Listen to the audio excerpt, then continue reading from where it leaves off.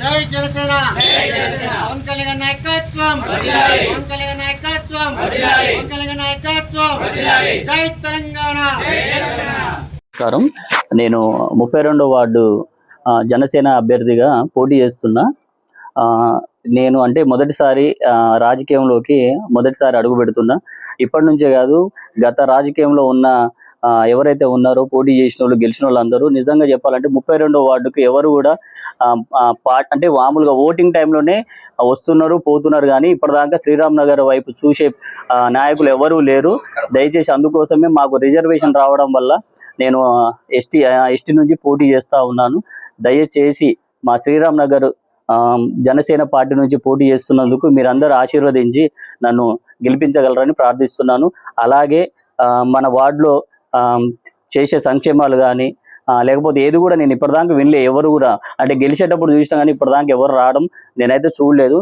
ఒక్కసారి నన్ను దీవించండి. మొట్టమొదటిసారి రాజకీయంలోకి వస్తున్నా.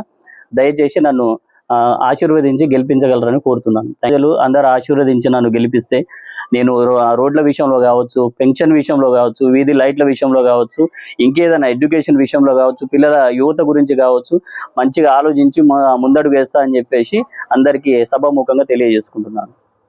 ఈరోజు సూర్యాపేట మున్సిపాలిటీలో సుమారు 48 వార్డులకు గాను 10 వార్డులు మేము పోటీ చేస్తున్నాము. అందులో 4వ వార్డు, 5వ వార్డు, 6వ వార్డు, 14వ వార్డు, 18వ వార్డు, అలాగే 32, 28, 40, 41 వార్డులు మేము పోటీ చేస్తున్నాము.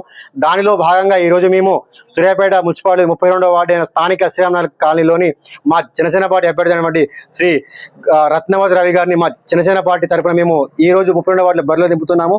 దయచేసి మేము ఈ 32వ వార్డు ఓటర్ మహాశయుల విజ్ఞప్తి ఏంటంటే, ఈ వార్డులో చాలా సమస్యలు ఉన్నాయి.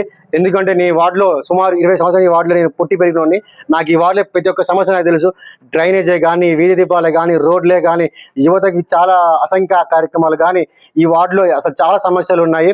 ముఖ్యంగా చెప్పాలంటే ఈ వార్డులో రాత్రి టైం తిరగాలంటే చాలా భయపడతారు. సో దయచేసి మా వార్డులో మేము కానీ జనసేన పార్టీ కానీ ఈ వార్డు అసలు గెలిపిస్తే మేము ఈ వార్డులో ప్రతి ఒక్క సమస్యను పరిష్కరిస్తాము. అలాగే చదువుకునే లైబ్రరీ కూడా పెట్టిస్తాము ఈ వార్డులో మేము. అలాగే యువతకి ఎలాంటి సహాయం అందిస్తాము. వృద్ధాప్యులకు పింఛన్ ఇప్పిస్తాము. అలాగే ఈ వార్డులో ఏదైనా రోడ్లు అయితే మేము తక్షణం గెలిచినాక మేము ఎలాగైనా సరే ఫైట్ చేసి మరి మీకు రోడ్ని 3 నెలల్లో ప్రతి ఒక్క 32వ వార్డులో ప్రతి ఒక్క వార్డు వేయించేపోతే మాకు జనసేన పార్టీ తీసుకుంటుంది. ఎందుకంటే మీకు అధికారం లేకపోవచ్చు కానీ కేంద్రం అధికారంలో ఉన్నాము. దయచేసి మీకు ఇంకోటి చెప్తున్నాను. ఇక్కడ మీ జనసేన పార్టీ అంటే ఆంధ్ర పార్టీ ఇది సంథింగ్ ఇది కాదు. జనసేన పార్టీ అంటే తెలంగాణ పార్టీ, హైదరాబాదు గడ్డ మీద పుట్టిన పార్టీ. ఇదేదో నాటి ఆంధ్ర తెలంగాణ కాదు. ఇది దేశ భవిష్యత్తు కోసం, దేశ సమృద్ధ కాపాడటం కోసం పెట్టిన పార్టీ జనసేన పార్టీ.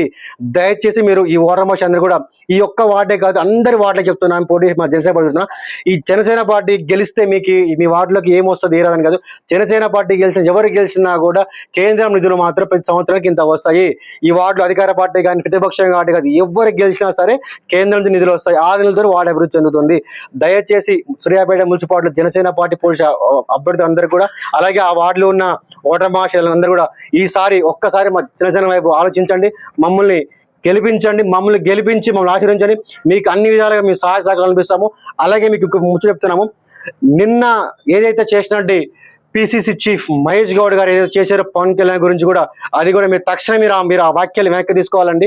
ఎందుకంటే జనసేన పార్టీ అనేది ఒక్క ఆంధ్ర తెలంగాణ పార్టీ కాదు, దేశం కోసం పుట్టిన పార్టీ ఇది.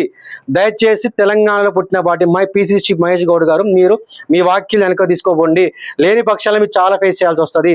అలాగే మీరు బలంగా చెప్తున్నారు, మీరు వాక్యాలు తీసుకోతే మేము ఎక్కడైతే పోటీ చేసిన 10 వార్డులో మీకు డిపాజిట్ కూడా రానివ్వము మేము.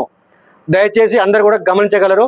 అలాగే రానున్న రోజుల్లో సూర్యాపేట నియోజకవర్గంలో జనసేన పార్టీ బలంగా పోటీ చేస్తూ రానున్న ఎమ్మెల్యే ఎలక్షన్లో కూడా సూర్యాపేట జనసేన పార్టీ బలమైన అభ్యర్థి ఉంటుండు.